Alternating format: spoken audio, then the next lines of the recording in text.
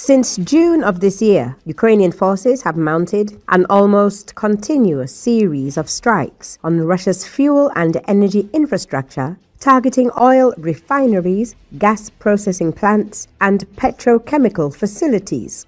Unlike earlier campaigns, the latest wave has seen not only an increase in frequency, but also greater range and effectiveness. Russians are increasingly feeling the effects of war as drone strikes leave them without power and water.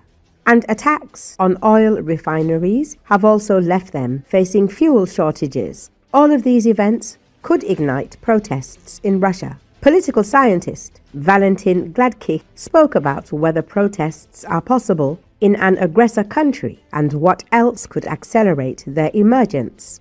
Gladkikh noted that there is hope that the escalation of these domestic political, economic, and social problems could push Russians to protest. He recalled that at the beginning of the full-scale invasion, Russia carried out mobilization.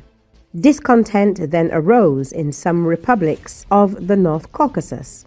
Many Russians also voted with their feet by fleeing the aggressor country and hiding abroad. During that period, the Russian economy lost a significant number of workers and resources. And then, when Vladimir Putin took a different path, resorting to the practice of contract service, Russians began to return, sensing that mobilization would not affect them. However, we must understand that if mobilization processes resume in Russia, the situation will repeat itself. Putin will have to resort to repressive measures, which could undoubtedly provoke some protests, the political scientist emphasized. At the same time, the question remains whether these protests could grow to such a scale as to pose a threat to Putin's regime. Gladkikh is skeptical of such a development. However, even if these protests are localized and short-lived, it's still better than none at all. I have no doubt they will. However, under a repressive regime, when no political opposition or political instruments to advance the protesters' interests, it's very difficult to achieve results through mass demonstrations, the political scientist emphasized.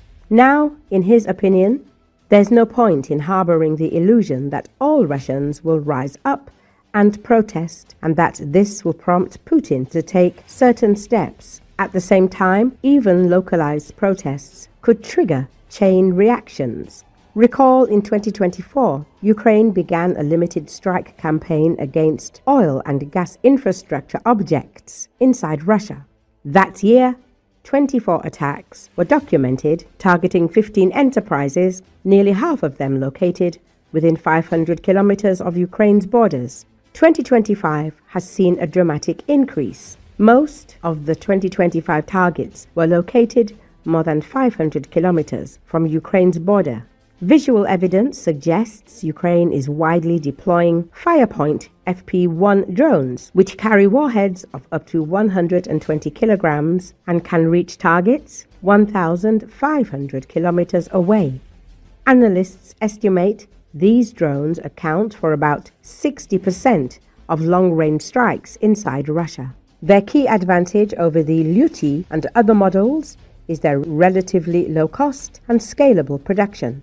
Targeting accuracy has also improved dramatically, with most successful hits landing on atmospheric vacuum distillation units and loading racks.